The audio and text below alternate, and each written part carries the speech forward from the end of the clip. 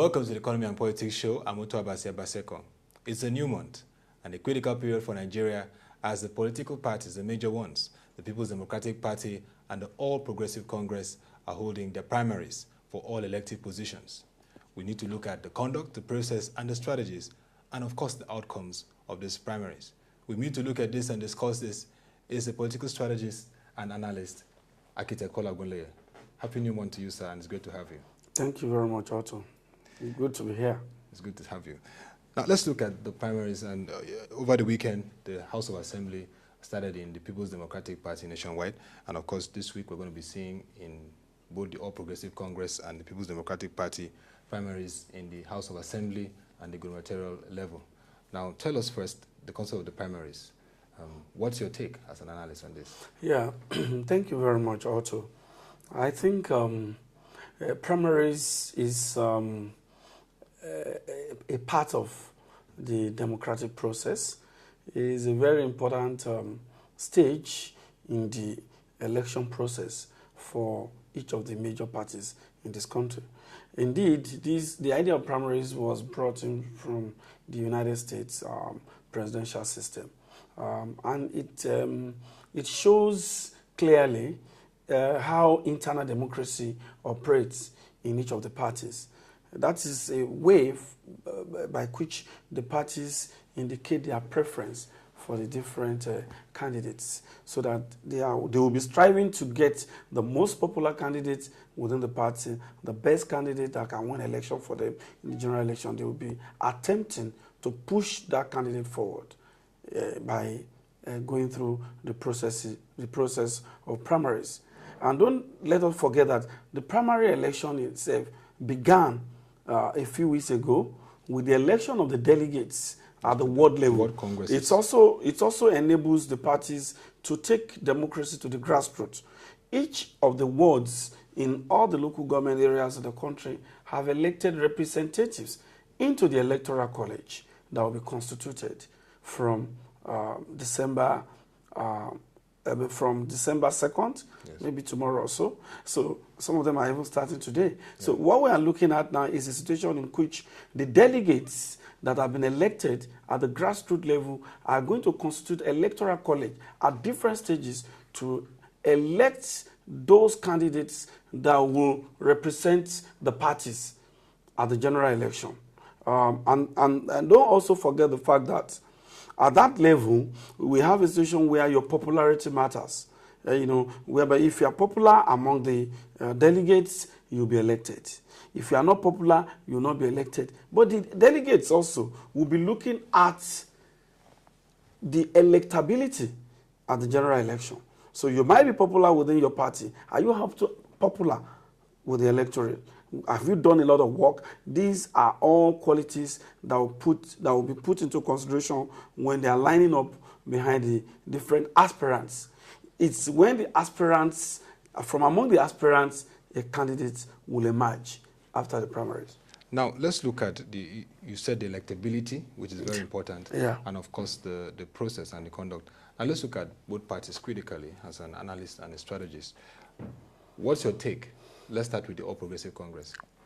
Yeah, All Progressive Congress, as you know, is the main opposition party in the country today. And they do not have a history or tradition of primaries before.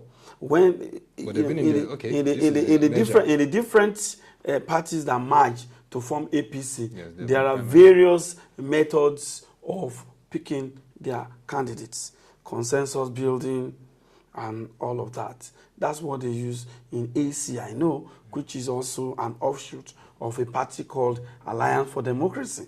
It is a conclave of elders of sort that pick the candidates in this particular party at that time.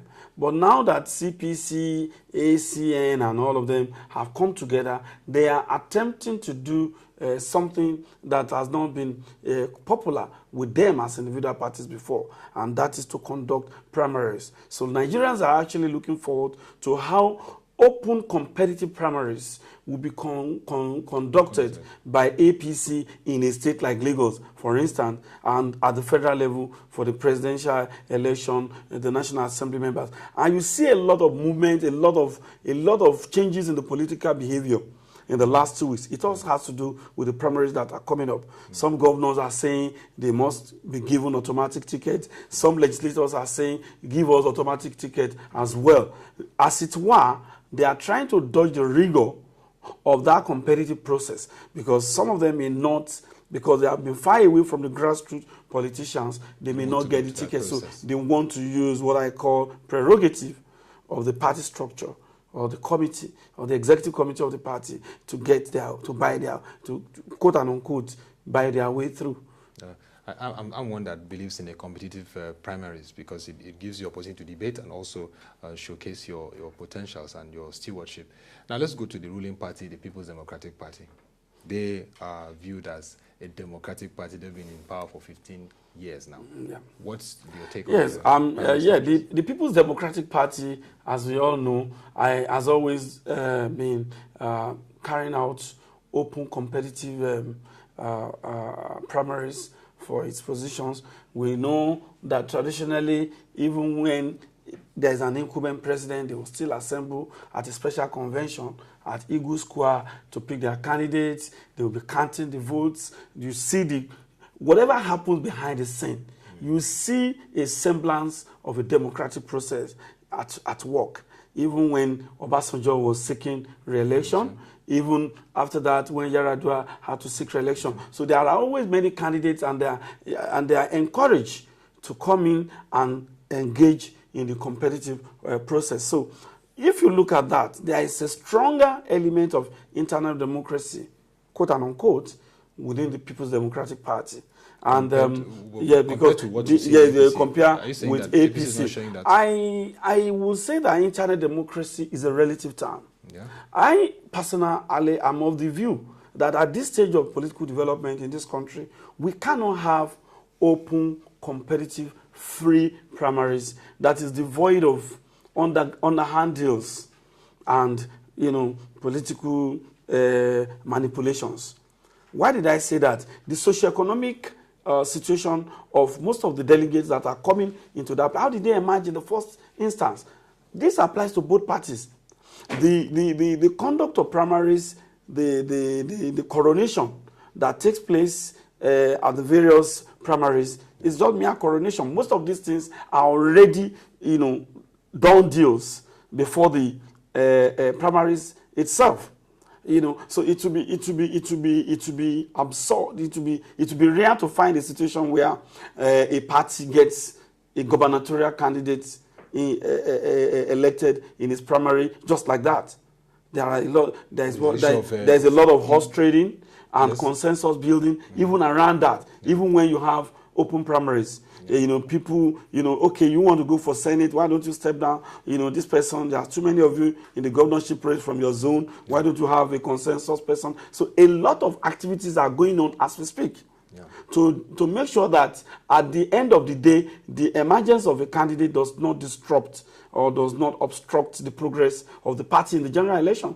Because in our own kind of country, we cannot behave the way these advanced countries are behaving, whereby they have open primaries. You could see what happened between Obama and Romney, even between Romney and between Romney and the other candidates, Gingrich and all of that. Yes.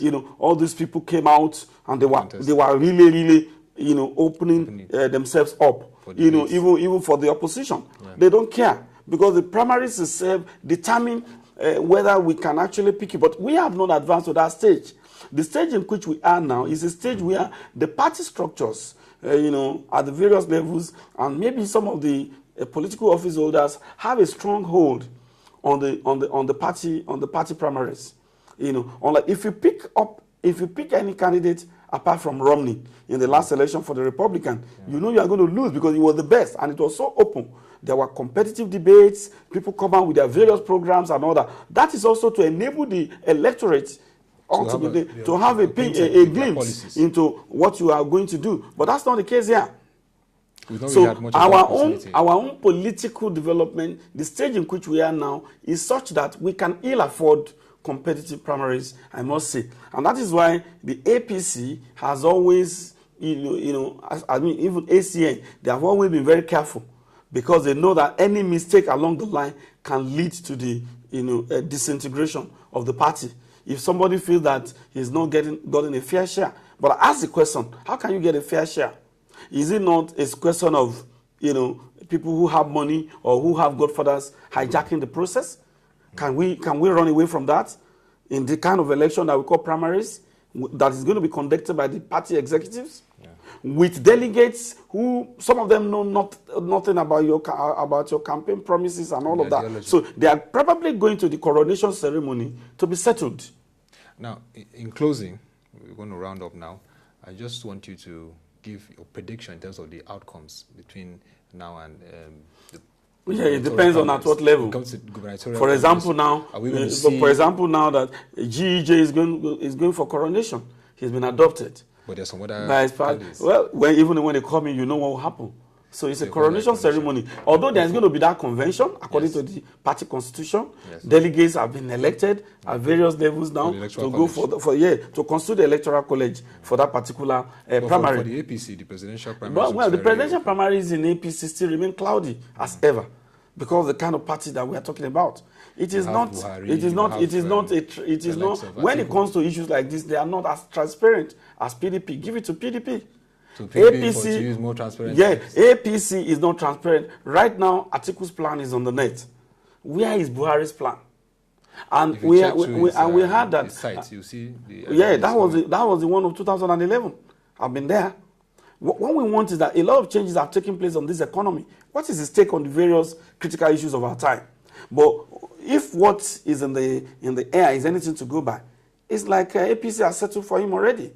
And if you look at that, so what is the primary about? But if they do an open primary today, I know Atiku has a higher chance of winning. Why will he win? Because he knows how to handle primary delegates. He knows how to do all that.